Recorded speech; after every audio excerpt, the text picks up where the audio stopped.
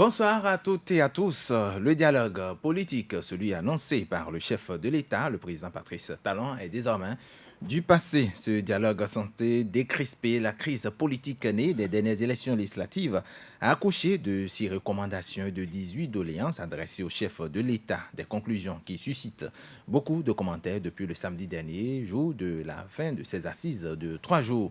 Entre acteurs politiques et journalistes, nous faisons le débat ce soir et parlant justement d'invités. J'ai dans ce studio Gustave Despaux-Sonon, membre fondateur du Bloc républicain, ancien ministre. Bonsoir à vous. Bonsoir, monsieur Louis. Alors, monsieur le ministre, vous faites partie des délégués de votre parti, le Bloc républicain. Déjà, le dialogue politique engagé par le chef de l'État, vous l'avez suivi comme tout le monde, a accouché de recommandations et de doléances et non des accords comme dans tout dialogue. Est-ce que ce qui s'est passé du 10 au 12 octobre dernier était un dialogue ou un séminaire de toilettage des tests électoraux? Ça me fait sourire. Ça me fait sourire. Et sinon, comment vous définissez le mot dialogue? J'ai suivi les éminents professeurs hier sur votre chaîne. Et il y en a qui disaient que ce n'était pas dialogue. Et que tout le monde connaissait la définition du mot dialogue. Et je me suis amusé à chercher à voir également, mais dialogue là, peut-être que j'ai perdu un peu les connaissances, mais ça échange entre deux ou plusieurs personnes, point. Donc ce qui s'est passé la dernière fois, et pas la dernière fois, du 10 au 12, effectivement, il y a eu dialogue qui a réuni des acteurs politiques et c'est avec satisfaction que ça s'est passé. Tout simplement parce que dialogue, comme on le dit, c'est d'abord dans notre culture. C'est dans notre culture. Pour les grands pays européens et autres, eux, ils parlent de table ronde. Mais chez nous, en Afrique, nous parlons de dialogue. Dialogue parce qu'il y a un conflit. Pas forcément. Le dialogue, c'est un mécanisme, c'est un moyen de règlement, de prévention des conflits. C'est un moyen de règlement. Et quand on parle de règlement, de règlement de conflit, c'est dit que c'est entre plusieurs parties. Donc, même dès que dans nos familles, dès que nous avons de petits soucis, même sans qu'il y ait des soucis, quand nous rentrons, on se retrouve autour de chefs de famille, on discute. Et n'oubliez pas que le président de la République, quand la Sénat avait publié ses résultats pour dire, après étude des dossiers, le 5 mars 2019, que ce sont 2 listes qui sont éligibles. Le 6, c'est le président de la République même qui a dit, bon, écoutez, ça, ce n'est pas bien. Essayez de trouver entre acteurs politiques et je suis convaincu que vous pouvez déjà trouver la solution au niveau du Parlement pour que nous puissions avoir une élection plus large. Vous avez suivi ce qui s'est passé. Et en mai, il est revenu pour dire, nous allons organiser un dialogue pour vraiment trouver une solution. Je crois qu'il a réitéré la même chose en juin ou en juillet. Donc je puis dire qu'il a tenu parole. Mais ça ne m'étonne pas toutes les interprétations. Tout simplement parce que nous n'avons qu'une seule référence. C'est la référence de 1990. La référence de 1990. Et pour tout le monde, dès qu'on dit dialogue de façon systématique, c'est que c'est une conférence nationale. Point. Et j'ai vécu exactement la même situation quand on m'a nommé ministre chargé des relations en 2014. En 2014, quand je prenais service comme ministre chargé des relations avec les institutions, c'était le 22 août 2014, j'ai retrouvé une situation un peu vraiment chaotique par rapport aux élections. Les élections communales, municipales, locales étaient reportées de façon inédite. Les élections législatives s'annonçaient. On avait un nouveau code que les acteurs politiques eux-mêmes ne l'ont jamais expérimenté. La nouvelle Sénat venait d'être installée, ça faisait à peine 1 an, pour 7 ans. Et c'est dans ce contexte, visiblement, les acteurs politiques à l'époque, il fallait dégager le président qui était là de force. J'avais demandé au président de la République lorsque dans une maison, les gens se fâchent, la première chose à faire, c'est de leur donner la parole. Vous n'allez plus craindre qu'ils vous insultent ou qu'ils... Mais dès que je l'ai dit, vous savez, autour d'un chef de l'État, il y a tout. Hein. On a dit non, si vous lui permettez, il risque de conduire le pays avec... dans une conférence bis, et ça va donner ceci, ça va... J'ai dit non. Et si vous avez bien suivi, dans la foulée, le président de la République a convoqué un dialogue au palais. C'était un vendredi. L'opposition avait boycotté. Et je lui ai dit, monsieur le président, nous n'allons pas faire comme ça.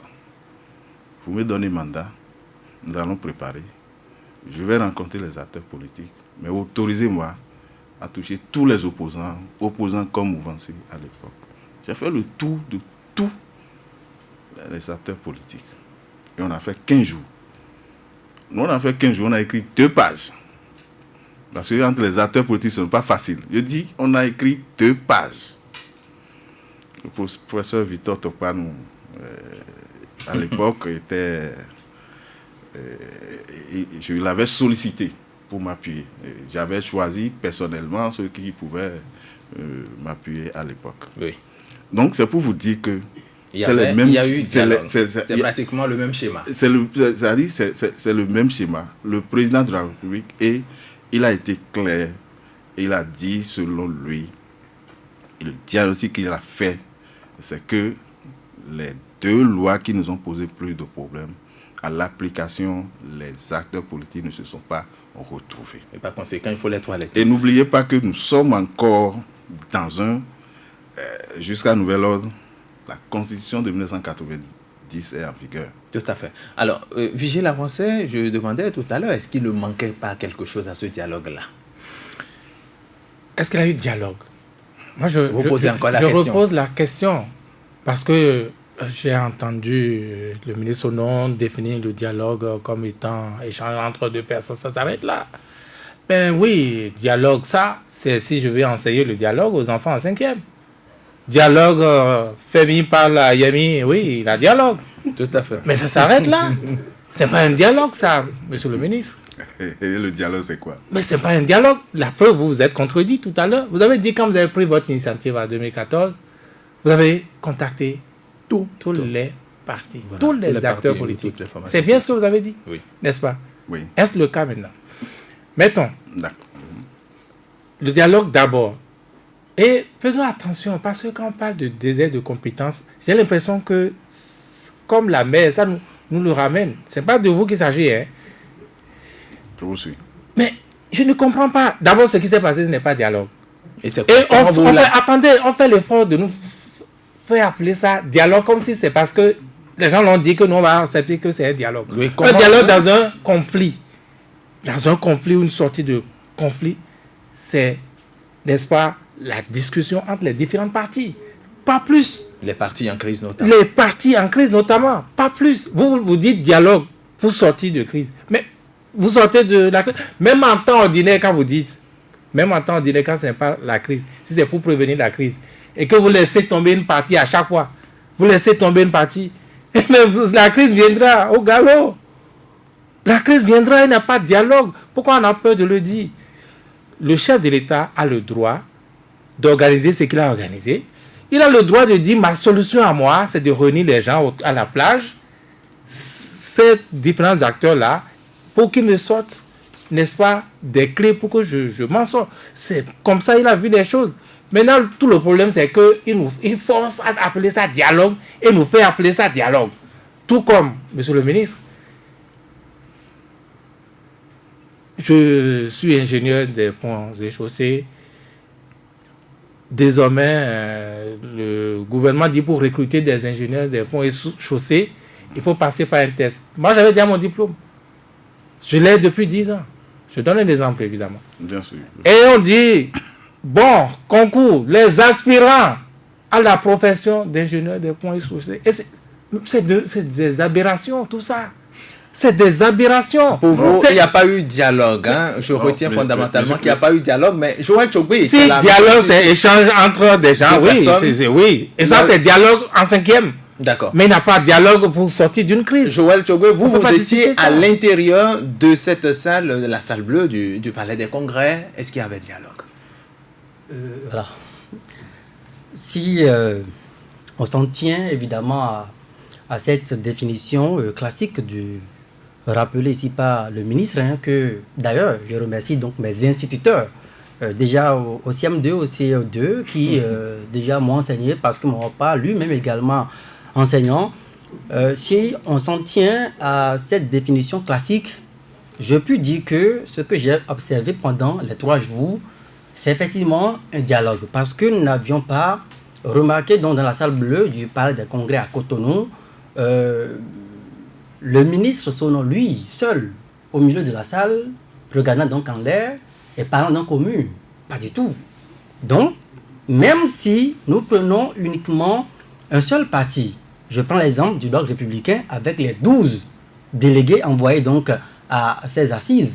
Entre eux déjà, on peut appeler cela dialogue. Je rappelle que Autrement dit, pour si vous, on s'en tient, non, si l'Union si on s'en progressiste tient. et le bloc républicain se retrouvaient dans une salle, il y a dialogue. Oh, oui, mais si on s'en Même tient... dans ce studio, il y a eu la dialogue. En il y a- plus, on se parle. Oui, justement. Tout à fait. C'est- Non, mais nous parlons c'est ce que de je dialogue, tente de règlement de crise. C'est ce que je tente donc de vous dire, que la définition qu'il a donnée n'est pas tout à fait une définition fausse, parce qu'il y a plusieurs acteurs qui se sont rencontrés.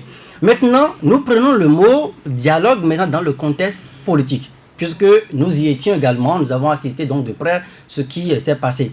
Moi, je parlerai plutôt d'un dialogue à minima. Un dialogue à minima. Pourquoi je dirais ça?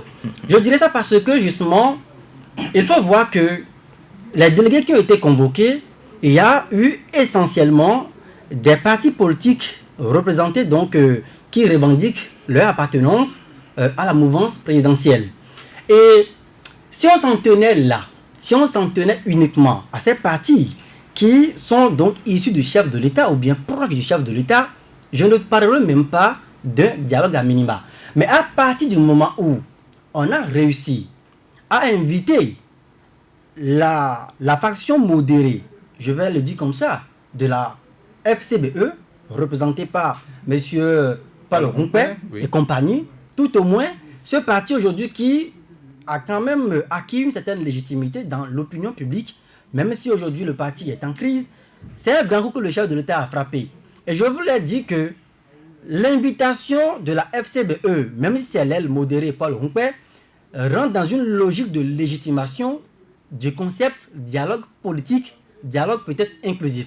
Donc pour moi, la seule présence de ce parti, quoique déchiré, À cette divisé, rencontre-là, à à ces cette assises-là, rencontre, me fait dire que il y a eu dialogue. c'est un dialogue à Alors, minima. Je dis bien, c'est un dialogue à à minima. minima, pas un dialogue que tout le monde aurait souhaité. Monsieur le ministre, nous n'allons pas donc polémiquer autour de ça, mais finalement, est-ce que les vrais problèmes ont été abordés à ce dialogue-là? Non, mais vous-même, vous avez vu maintenant. Non. Mon cher ami Vigile, il a commencé par me contredire pour dire que ce n'est pas dialogue, mais il dit que dans cette salle-là, maintenant, nous sommes en train de dialoguer. Oui, si c'est Je fait ne par vois la pas, Yémi, non, il n'a mais pas de problème. Il a maintenant, dans le lui, il dialogue. évolue, il trouve que c'est dialogue à minima. minima. Finalement, là, au moins, le mot dialogue circule pas. Dans un contexte de Non, conflit, non, gestion non. de Non, crise, non, non. dans un conflit, c'est Soit- pas un dialogue, ça. Non, Monsieur- soyons sérieux. Oui. Et je nous invite, c'est-à-dire que, à faire une évaluation de la situation actuelle et que nous cherchons beaucoup plus à encourager à aller dans le sens de l'apaisement que d'enflammer C'est ça. davantage. C'est ça. Au fait, c'est ce que je souhaite. Tout c'est ce pourquoi nous sommes oui, là, d'ailleurs. tout simplement parce que c'est toujours utile.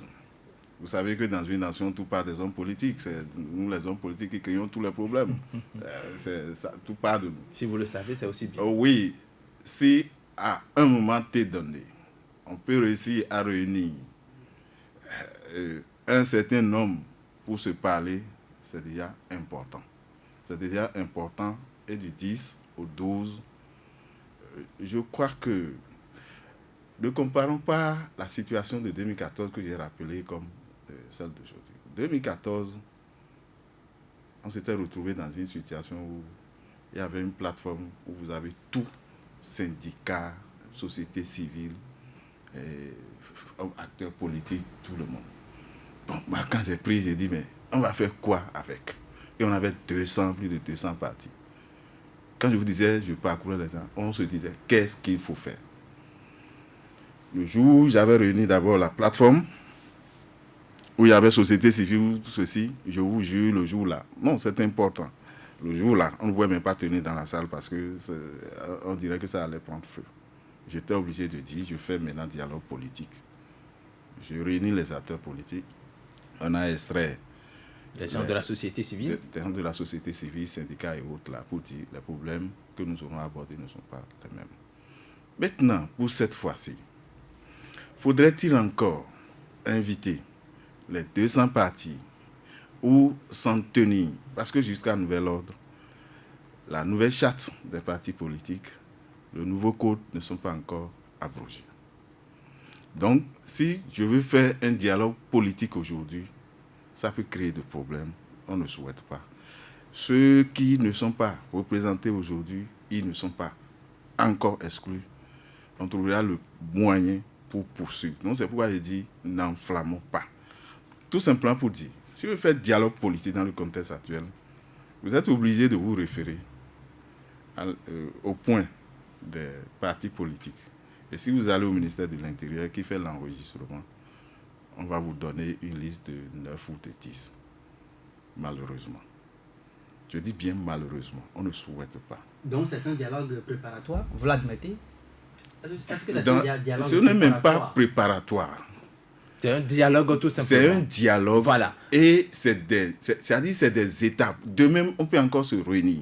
Demain, si nous trouvons la nécessité pour se réunir, pour pouvoir creuser un certain nombre de problèmes, on va encore se réunir. Et c'est pour ça que nous allons évoluer dans le débat. Juste poser une question. C'est l'article 36 de notre Constitution qui le prescrit même. Que nous devons cultiver le dialogue. Rapidement, je vais poser une question à M. Sono. Oui. Si l'initiative du chef de l'État avait été élargie à ceux qui s'étaient retrouvés au champ d'oiseaux, comment on va appeler ça? Ceux qui se sont retrouvés au champ d'oiseaux actuellement, ont-ils une existence légale? C'est pas ma question. C'est pas ma question. J'ai demandé si. Oui. Puisqu'ils sont également, si ils se réclament le chef de des l'État acteurs politiques. leur avait aussi permis d'être là, Dans à la cette salle. rencontre-là. Comment on va appeler ça? Le thème précis aujourd'hui, c'est dialogue politique. Ne mélangeons pas les choses. Non. C'est pourquoi j'ai dit que... Mais si ça avait été élargi... Oui, c'est pourquoi j'ai dit que si nous prenons toujours comme référence 1990, on va toujours dire que c'est pas... Donc je retiens que ça n'aurait pas été un dialogue. Voilà. Je retiens que ça n'aurait pas été un dialogue si on les avait associés. Non, c'est dialogue. Mais voilà. C'est dialogue. Qui ne sont pas là. Nous allons recentrer le débat. Si tu permets, nous allons... Il y a une précision que j'allais apporter rapidement. Vigile demande si on avait élargi donc ce dialogue donc aux autres entités qui se sont réunies au champ d'oiseaux. Oui. J'ai fait attention, ce sont des choses subtiles, mais qu'on oublie parfois. J'ai fait attention à la salle bleue du Palais des Congrès. Ils n'ont jamais écrit dialogue politique national. Ils ont écrit dialogue politique. Peut-être le national aurait donc pu intervenir que ça serait peut-être élargi. On parlerait de ceux qui se sont retrouvés. Est-ce que nous sommes dans une salle de vocabulaire? Alors, vocabulaire, monsieur le ministre, le dialogue. On est là pour régler le problème. Nous parlons. Est-ce qu'on règle le problème en procédant ainsi? Nous parlons désormais du contenu. Nous parlons donc des sujets abordés au cours de ce dialogue-là. Est-ce qu'on a avancé? Qu'est-ce que vous retenez concrètement? Non, on a beaucoup avancé. Et dans un dialogue, ça se passe toujours comme ça. Ça se termine toujours par des points d'accord et des points de désaccord. Vous parlez d'accord? Oui, je dis, ça se termine toujours comme ça. Lorsque j'ai entendu des gens sur les réseaux sociaux vous dire dialogue, ça c'est toujours accord et c'est applicable. Vous voyez, applicable. Vous avez une constitution. Ce n'est pas comme en 1990. Et on dit, c'est-à-dire que ça s'impose. Non, ça ne s'impose plus dans le contexte actuel par rapport à notre constitution. Donc, ça aboutit à des points d'accord. Et je demandais si... Maintenant, les points de désaccord ont été répertoriés par formation politique comme étant maintenant des doléances sur lesquelles on appelle le chef de l'État, le gouvernement, à travailler de manière à ce qu'il y ait un apaisement. Et je dis, dans la vie, tout est un processus. Et un pas que les acteurs politiques font, encourageons-les pour qu'ils en fassent plus que de les décourager. D'accord. Maintenant, je demandais si les points qui fâchent aujourd'hui, est-ce que tous ces points ont été abordés? Non, les points qui fâchent aujourd'hui, quels sont les points qui fâchent aujourd'hui? C'est ce que je vous dis. Je vous ai dit. Et les points qui fâchent, il y a des points sur lesquels, d'abord, on s'est entendu que, nous avons eu véritablement de problèmes à partir de 2 textes. La charte des partis et le code électoral. Et par rapport à ça, je crois, on s'est entendu sur le minimum. Et si c'est fait, je crois que c'est réglé. Et si on n'avait pas eu de problème dans l'application de ces tests-là aujourd'hui, on ne serait pas en train de parler, en train de dire qu'il y a problème. Tout simplement parce que nous avons un problème d'hommes au Bénin et non un problème de tests. Et après, c'est l'application des tests. Je me suis amusé à regarder le Parlement, la 7e mandature, les 11 listes représentées. On dit, mais aujourd'hui, là, parmi les 11 listes représentées, là, est-ce qu'il y a au moins un membre de chacune de ces listes représenté encore dans la 8e mandature? J'ai constaté que, à l'exception d'une seule liste, il y a les 10 là. Vous avez au moins 1, 2 membres qui sont encore représentés. Donc le problème qui se pose, c'est le problème d'hommes et problème de leaders. Comment ils sont allés là-bas. Donc le reste là, c'est pourquoi je dis, nous allons contribuer de manière à ce... D'accord, vous avez dit, vous voulez faire rien que s'attaquer aux lois. D'accord, quand vous avez fini ça là, voilà ce que nous avons comme problème. On peut avancer ainsi. Mais malheureusement, aujourd'hui, nous sommes tous devenus spécialistes de toutes les questions. Et puis, bon, des gens qui n'ont jamais exercé, ils vont vous décrire. Des gens qui n'ont jamais été chef de quartier, ils vont vous dire comment ça se passe. Et puis, on envenime la situation. Donc, sincèrement, ce n'est pas que ces assises ont réglé tous les problèmes. Non, ce n'est pas ce que je sens de dire. Mais nous avons aujourd'hui une satisfaction morale. Parce que tout au moins dans la salle. Et puis, on a traité les FCBE représentés. C'est bel et bien l'opposition. Représentée, on les a traités de... Mais 90, 89, 90, il a fallu des traites, des gens qu'on appelle traites, pour qu'on ait la conférence qui est devenue une réalité aujourd'hui, une référence mondiale. Quand 2 professeurs d'université, en 89, étaient représentés à l'Assemblée nationale révolutionnaire, quand les 2 partaient, je sais, moi j'avais déjà 25 ans, je sais comment on les a critiqués et tout rapprochement avec le pouvoir à l'époque. Je sais comment... Bien sûr, mais quand ils sont allés, c'est seulement 2 personnes qui ont pu quand même changer quelque chose. L'un a été au gouvernement, a été chargé de préparer le dialogue politique. On les a traités de tous les noms. Aujourd'hui, maintenant, c'est quand même une référence. C'est pour vous dire que les FCBE dont on parle, ils ont posé un acte courageux. On peut les traiter de tous les noms. Aujourd'hui, c'est des passages obligés.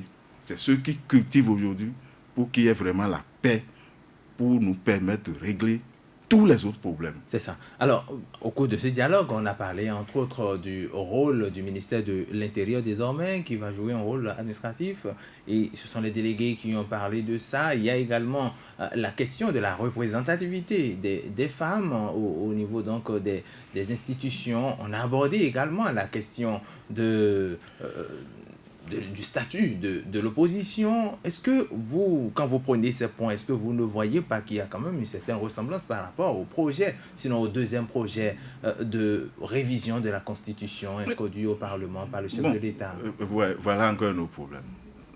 La Constitution, ce n'est pas un fétiche, non. Moi, j'avais proposé depuis 2016-2017, évitons de prêter des intentions à tout chef d'État pour dire c'est ceci, c'est... et qu'on pouvait chercher à faire une révision de façon graduelle. Je me suis amusé à regarder combien de fois la France a révisé sa constitution. J'ai oublié, sinon je vous aurais donné les statistiques. Dès qu'il y a un petit problème et qui concerne un article, les gens se réunissaient, ils révisaient. Voilà des situations. Et dans la salle, les opposants faisaient des démonstrations pour dire qu'il faut organiser des élections groupées, il faut organiser ceci. Mais le peuple est contre la révision de la Constitution. Mais eux-mêmes, ils se rendent compte que le développement qu'ils sont en train de faire, c'est que pour mettre en œuvre ce qu'ils proposent, il faut toucher à la Constitution. Et dans le même temps, ils disent qu'on ne doit pas toucher à la Constitution. Et finalement, ils disent, bon, on va étudier. Vous ne voyez pas que c'est-à-dire que c'est parfois contradictoire. Je vous donne un autre exemple. Quand le chef de l'État avait mandaté le 6 mars, le président de l'Assemblée nationale d'alors, pour dire, bon, vraiment trouver une solution à la crise. À la crise à l'Assemblée nationale. On a dit que ce qui me gêne, le problème, c'est quoi? C'est que quand il y a crise, là, les solutions, les discussions intermédiaires, là, on ne les porte pas au public. Et ça, parce que ça dit que ça vous désoriente par rapport à l'objectif à atteindre. Mais ils ont mis en place un comité présidé par le président de l'Assemblée nationale, 2 de la minorité, 2 de la majorité, et lui-même, ça faisait 5. Ils ont trouvé un accord où ça les obligeait à toucher à l'article 80 de la Constitution pour prolonger le mandat des députés de 45 jours. Mais les 2 de l'opposition ont dit nous allons rencontrer encore leader. Non, ça ne se passe pas comme ça. Vous devez, avant de poser votre signature, avoir d'abord l'accord, etc. Sinon, vous assumez. D'accord. La preuve, ils ont rejeté. Oui. Aujourd'hui, maintenant, on se retrouve dans cette situation à vouloir trouver que la Constitution... Moi, je ne dis pas nécessairement que... si on ne veut pas réviser la Constitution, qu'on trouve alors solution aux différents problèmes qui sont posés. Alors, je suis avec vous, Joël Tchobri. Est-ce que les vrais problèmes ont finalement été abordés? Quand vous prenez, par exemple, les points qui ont fait objet de consensus, est-ce que véritablement ces points-là, ont fait quand même bouger les lignes? Non, moi je pense que à ce dialogue politique, les points de consensus, un peu comme vous avez donc fait la remarque, j'ai eu l'impression d'avoir entendu un discours déjà vendu sous un emballage d'or depuis 2017 et puis en juin 2018 avec la proposition d'amendement de la révision de la Constitution. Parce que quand on parle par exemple du consensus lié à l'équité dans le niveau de représentation du peuple et notamment faisant allusion donc aux femmes, quand on parle de la prise en compte de la démographie dans la répartition des sièges. On va donner l'exemple de la 6e circonscription par exemple. Quand on nous dit que le ministère de l'Intérieur devrait se cantonner à un rôle d'accompagnement, sans pour autant nous dire les mécanismes de déploiement de cet accompagnement, alors que la présente charte des partis politiques déjà avait mis le ministère dans ce rôle. Le ministère, lorsque ça ne va pas, devrait pouvoir dire aux partis ce qui manque. Et quand on nous dit que lorsque on constate des doublons, que désormais c'est le candidat qui sera frappé au lieu donc du parti politique, je peux dire que sur ce point précis, il y a eu un peu d'ouverture. On aurait pu avoir ce point que le PRD aurait pu prendre part aux élections. Ça peut être donc considéré comme un petit pas posé. Mais fondamentalement, sur tout ce que je viens de citer, c'est un discours déjà vendu depuis 2016. Le chef de l'État lui-même faisant campagne a énormément insisté donc sur ces points et à l'occasion des 2 tentatives de révision de la Constitution, nous avons également assisté à cela.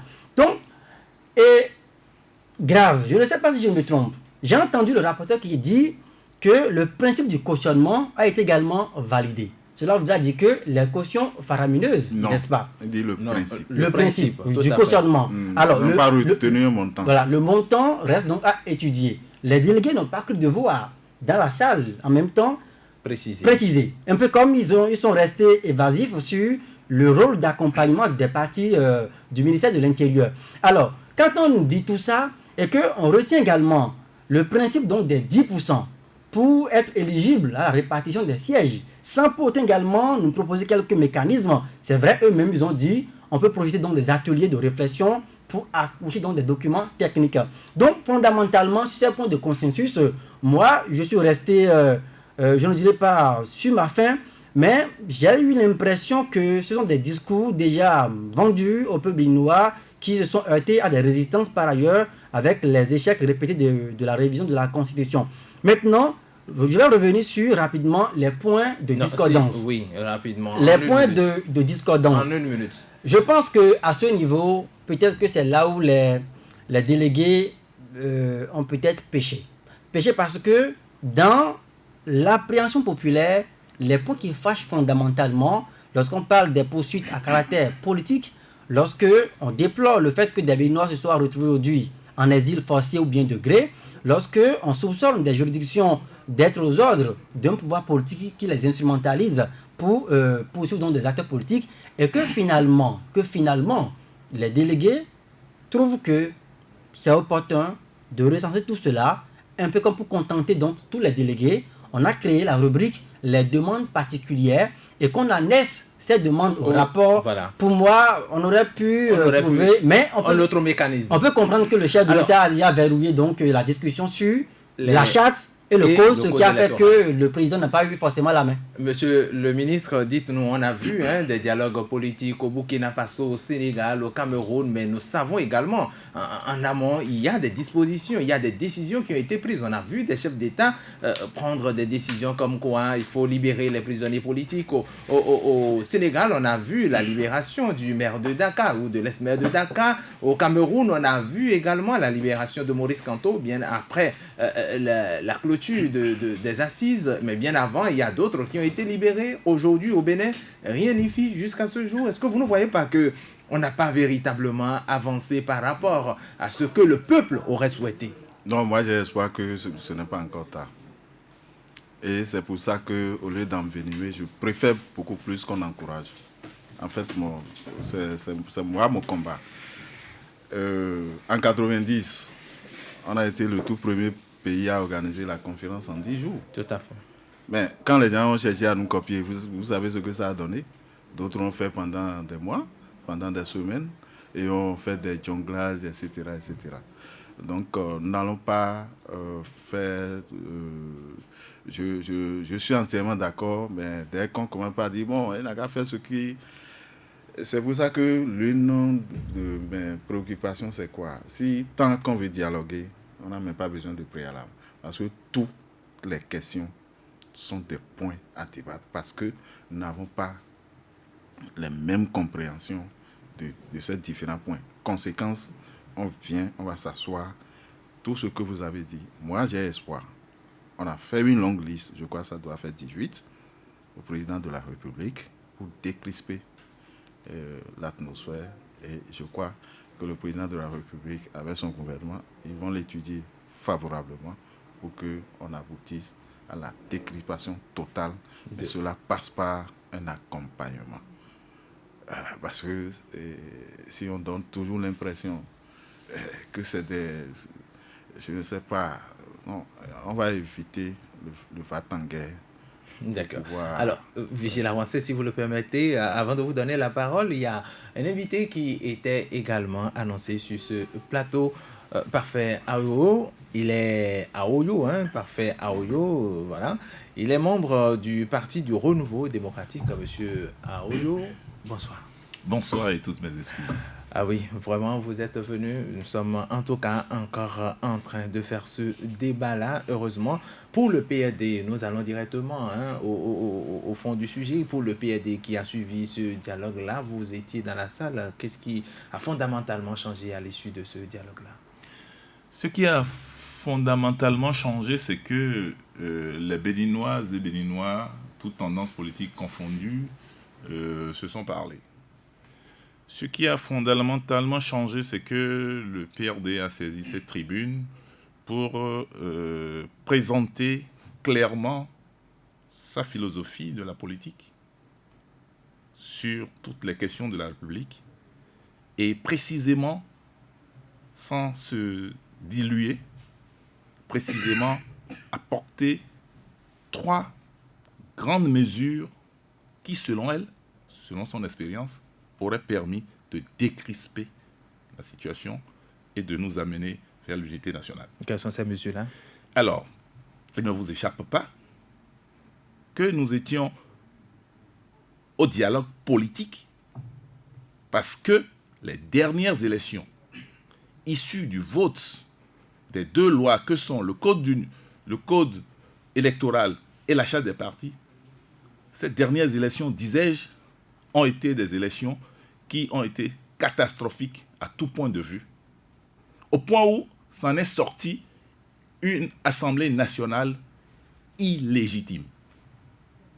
À partir de cet instant, des violences nous ont amenés dans la contestation de la manière dont cette Assemblée nationale, 8e législature, a été élue et installée. Des violences nous ont amenés à des morts, des blessés et des dégâts matériels. Nous nous sommes dit, première mesure pour apaiser, il y a un camp qui dit, il faut que cette Assemblée dégage tout de suite. L'Assemblée installée, elle attend, fait ses 4 ans et argue qu'elle est bien légalement élue. Nous nous disons, pour décrisper la situation, on va saisir la position et le point de consensus sur lequel tout le monde est d'accord, c'est l'organisation des élections générales. Alors, nous disons, il faut organiser les élections générales en 2021. Ça veut dire que c'est une solution de compromis politique. Ça veut dire que ceux qui veulent qu'il dégage tout de suite ne sont pas totalement satisfaits, ils seront satisfaits à 50%. Ceux qui veulent rester aussi dans leur fauteuil pendant 4 ans seront aussi satisfaits à 40%. Quitte à trouver politiquement aussi des mécanismes, les gens vont s'arc-bouter pour dire nous ne partons pas, nous sommes là pour 4 ans.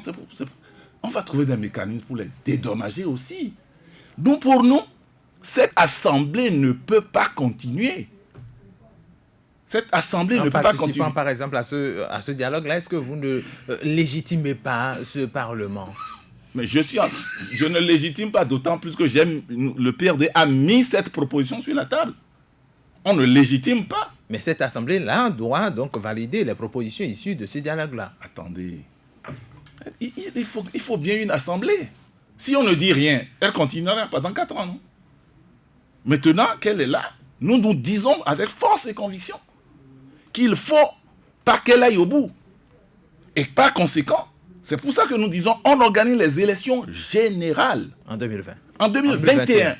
Pourquoi nous on n'a pas choisi 2020 comme les autres partis comme FCBE et les autres partis? Nous avons trouvé 2021 parce que nous savons que techniquement cette élection va être lourde. Elle va être lourde en termes d'organisation. Et c'est tout, c'est dans le bon sens. Mais nous disons aussi que nous n'allons pas faire une élection en 2019 qui a coûté de l'argent et qui nous a coûté de l'argent, des vies, des blessés et des dégâts matériels. C'est bien ce que ça a coûté aux Béninois. Nous n'allons pas le faire et subitement refaire encore une élection en 2020. Et donc, on a dit qu'il faut coupler pour régler une question technique, mais pour régler vraiment à travers un compromis politique. Je pèse mes mots. C'est ça. Qu'on ne vienne pas nous dire que c'est la Cour, il faut modifier si on met la volonté politique, si on règle la question des députés qui sont là, ils ont fait leur calcul sur 4 ans.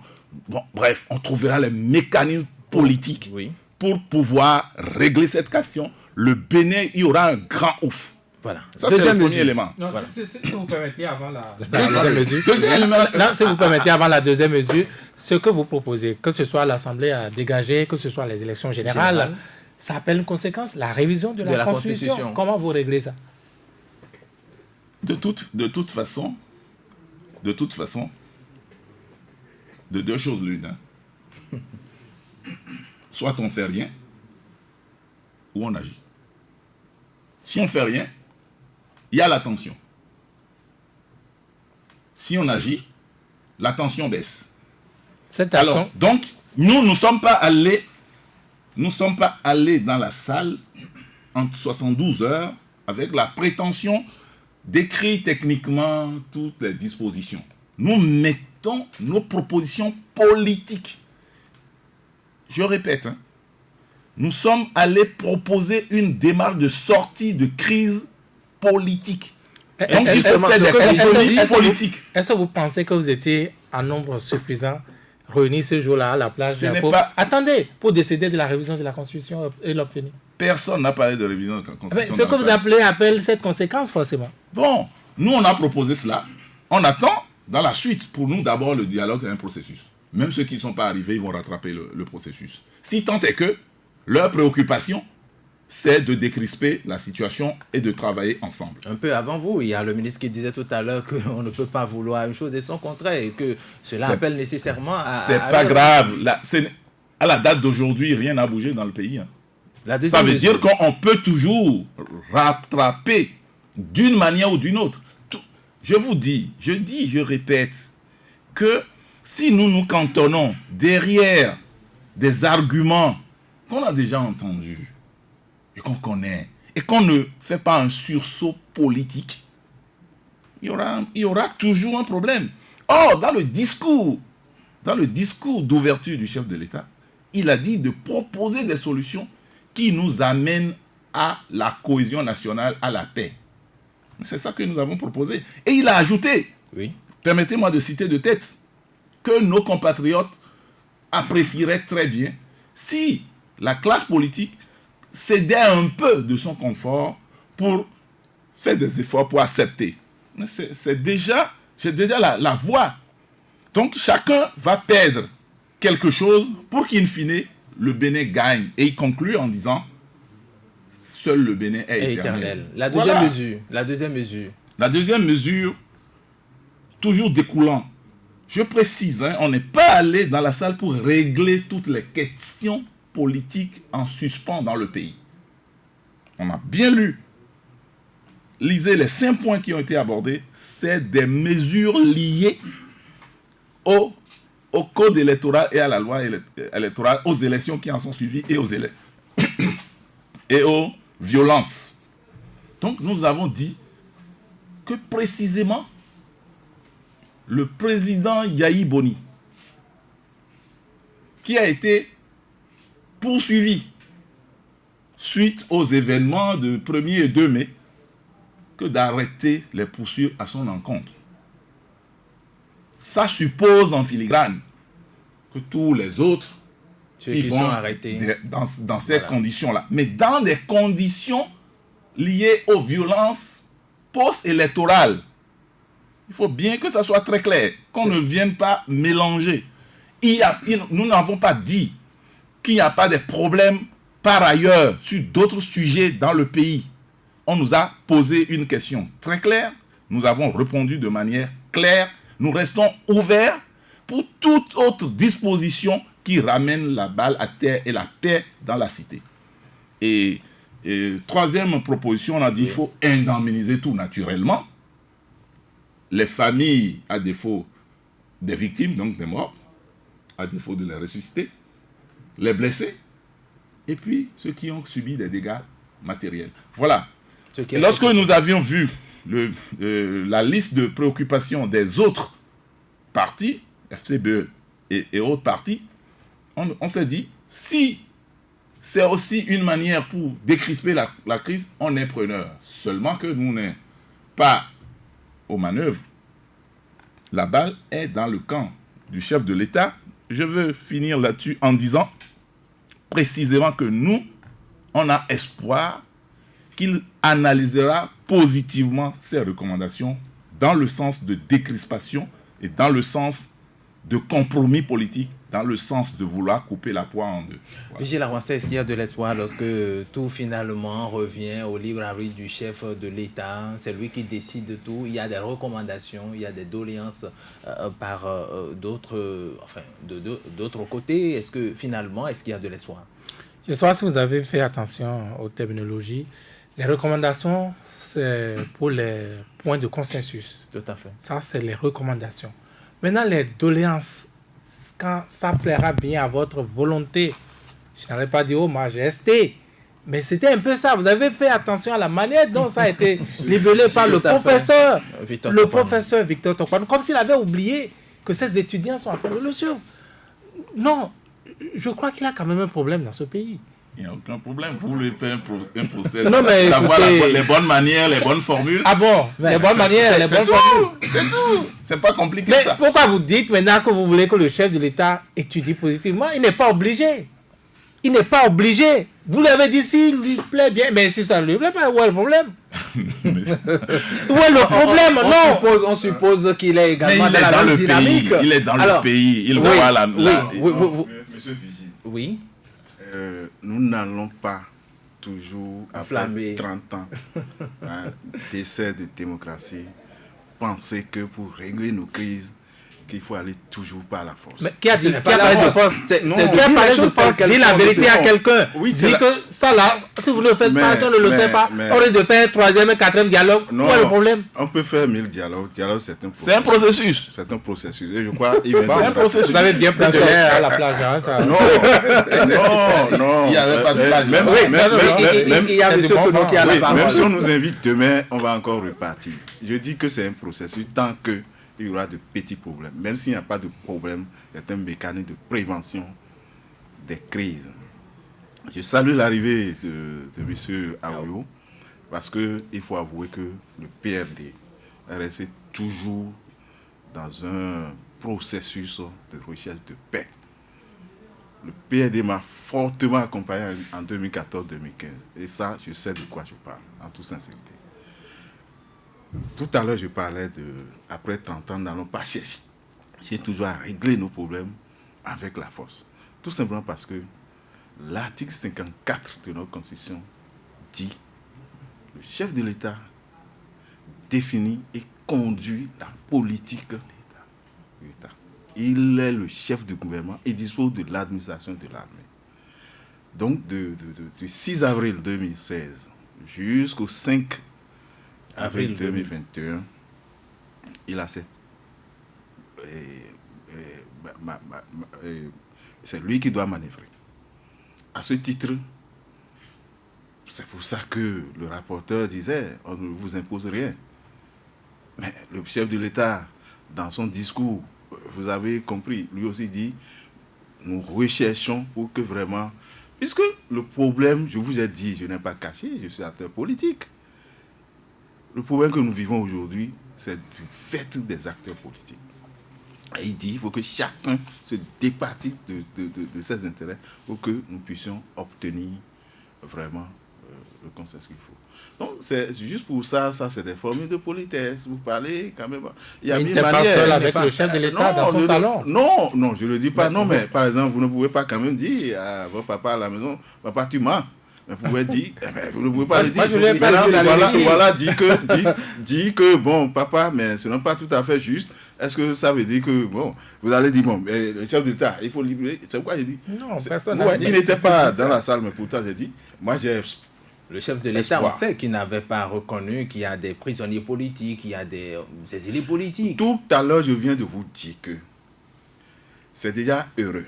Il a fallu que le PRD aille là-bas pour pouvoir dire exactement ce qu'il pense qu'il faut faire pour que ça décrispe et qu'il y ait décrispation de la tension sociale. Cela veut dire que le dialogue est nécessaire tout simplement. Nous n'avons pas la même définition. Nous ne percevons pas les problèmes de la même manière. Et vous ne pouvez pas dire que parce que moi, je comprends que ceci-là, c'est carré, et que l'autre aussi doit dire nécessairement que c'est carré, point, sinon c'est la fin du monde. Donc, c'est pour ça qu'on va s'asseoir et discuter.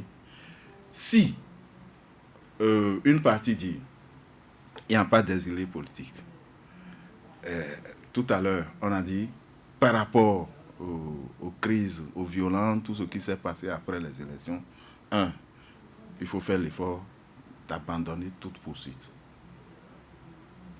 C'est déjà des efforts. C'est pourquoi je dis, moi j'ai espoir que nous allons tout obtenir. L'essentiel, c'est que nous accompagnons. C'est ça. Et si nous n'accompagnons pas, nous n'aurons pas... Monsieur Aoyo, et si vous n'obteniez pas tout ce que vous avez demandé, vous allez faire quoi? nous allons continuer à discuter et à dialoguer. Mais ce n'est, pour moi, le palais des congrès est la salle de discussion en miniature. Désormais, tout le Bénin devient le champ du dialogue. Le dialogue, nous sommes au dialogue, la politique, dans votre studio. Les gens sont en train de faire leur dialogue à tous les niveaux. On sort de... C'est une philosophie, le dialogue. Jusqu'à ce que celui à qui nous avions confié les responsabilités de notre pays, à travers l'article 54 cité, prenne la mesure des choses. C'est pas... Il est dans le pays, il dispose de l'administration, il dispose des moyens de l'État, il dispose des renseignements, il dispose de tout. Il sait que la tension a monté, monte et est en permanence haute. Il dit, je veux rabaisser la tension proposée. Pendant qu'on y est, lui n'est pas en prison pour savoir que quelqu'un souffre. Il n'est pas à l'hôpital pour savoir que quelqu'un est blessé. Il n'est pas mort pour savoir que ce qui se passe au-delà. Mais il faut lui dire, pour éviter que ceux qui lui disent les mêmes choses ne continuent de l'embrouiller. C'est tout. Mais justement, ce qu'on reproche également à ces conclusions-là, il n'y a pas non plus de calendrier. Tout est laissé au choix. Je comprends votre... On n'est pas allé aux états généraux de la nation. On est allé à un dialogue. Mais quelle conclusion voulez-vous prendre, par exemple, que c'est la signature de quelqu'un qui donne instruction, par exemple, à un garde des Sceaux, le garde des Sceaux donne au parquet et on lève une mesure. Quelle instruction vous avez? Vous suggérez, vous montrez la voie, vous argumentez. Il y aura ce qu'on appelle dans ces exercices les actes. Autant la conférence nationale a été un moment sur lequel la nation béninoise s'était retrouvée, autant le dialogue devient aussi, le dialogue politique, c'est aussi une autre phase qui est différente de l'autre. Ne confondons pas... Ne confondons pas dialogue d'états généraux aux conférences nationales. Non, ce n'est pas la même chose, ce n'est pas les mêmes conditions. Ce dialogue on aurait pu faire économie de ce dialogue si les acteurs avaient eu les attitudes du PRD. Si on avait le réflexe d'aller vers la paix. Quand je dis paix, ce n'est pas forcément celui qui est sorti dans la rue. Quand je dis violence, comprenez-moi bien. La violence peut être immatérielle. Toute tendance, toute mesure visant à exclure est une violence. Elle est grave. Toute violence physique exprimée est aussi une autre violence. Nous disons, quelle que soit la forme de violence, c'est non, non et non. Merci beaucoup. Alors, Vigile avancé en 1 minute, lorsqu'on sait que de l'autre côté du champ d'oiseaux à Cotonou, il y a eu un autre dialogue. Est-ce qu'on peut dire que dialoguer ou le dialogue est encore en cours? Parce que le chef de l'État aura encore à écouter, à prendre d'autres recommandations en compte pour donc parfaire les choses. Au champ d'oiseaux, également, il n'a pas eu de dialogue. Il n'a pas eu de dialogue. Il a eu juste un événement pour rappeler qu'il n'avait pas de dialogue à la plage. C'était tout. Et je crois que, du point de vue médiatique, ça a été réussi parce que, si vous avez fait attention, aux chaînes internationales, on ne faisait pas référence à la plage, au palais des congrès, sans faire référence au champ d'oiseaux. Donc, du point de vue stratégique, ça a été rappelé. Ce n'était pas, de mon point de vue, eux-mêmes, ils savaient qu'ils n'ont pas fait un dialogue, sans doute. Mais bon, voilà. Mais quand, je sais pas, vous êtes assis pendant 3 jours, c'est bien. Moi, je participe à la paix. Vous n'avez pas me dit que je suis un faucon. Mais je dis, les recommandations auxquelles vous avez abouti, personne n'a dit non. C'était déjà ce que tous les acteurs disaient. Vous êtes d'accord? Maintenant, ce qui pose problème, le PRD, vous êtes attaché à la paix, on aime ça également. Mais cette paix qui a été troublée, et les solutions pour aboutir à cette paix-là, vous avez mis ça comme doléance. Si vous voulez bien, monsieur le chef de l'État, ça vous plaira de... Mais alors que c'est là où les Béninois souffrent aujourd'hui. C'est là où... C'est ce sur quoi il fallait insister. Chercher de mon point de vue. Alors, et vous dites que vous laissez ça au libre arbitre du chef de l'État. D'accord. Mais dites-lui dans la forme que c'est très important. Déjà dans la forme que vous avez mise, la forme de doléance. C'est-à-dire... 5e partie divers, si vous voudrez bien, ça pose un problème de mon point de vue. Pose un problème. Ça Alors, pose un problème. pour conclure rapidement, monsieur le ministre. Non, monsieur Vigie, vous êtes libre, que ça vous pose un problème. Vous savez, nous n'allons pas continuer à prêter des intentions toujours, tout le temps au chef de l'État. Je crois, je vous ai suivi un peu avant le dialogue, qu'il n'y aura pas de modérateur, c'est le chef de l'État qui va conduire. Non, on a dit, on ne connaissait pas encore le modérateur. Quelques jours avant le dialogue, on a reconnu qu'il y a eu un modérateur qui a été désigné. Oui, le chef de l'État aussi est toujours dans la recherche de solutions qu'il faut.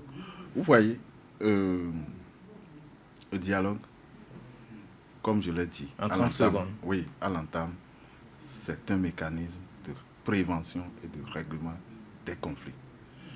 Les constitutions africaines devraient l'insérer. C'est vrai que l'article 36 de notre constitution l'a prévu, mais on devrait mettre en place et définir le mécanisme d'un dialogue permanent entre les acteurs politiques. Parce que les crises naissent toujours de ces acteurs politiques. Merci beaucoup à vous, Gustave Depossono. Merci également à Parfait Oyo du PRD. Merci à vous, Vigile Avancé. Merci également à Joël Touré. Mohamed Liamili était à la mise en onde. Je vous retrouve demain pour un autre numéro de votre émission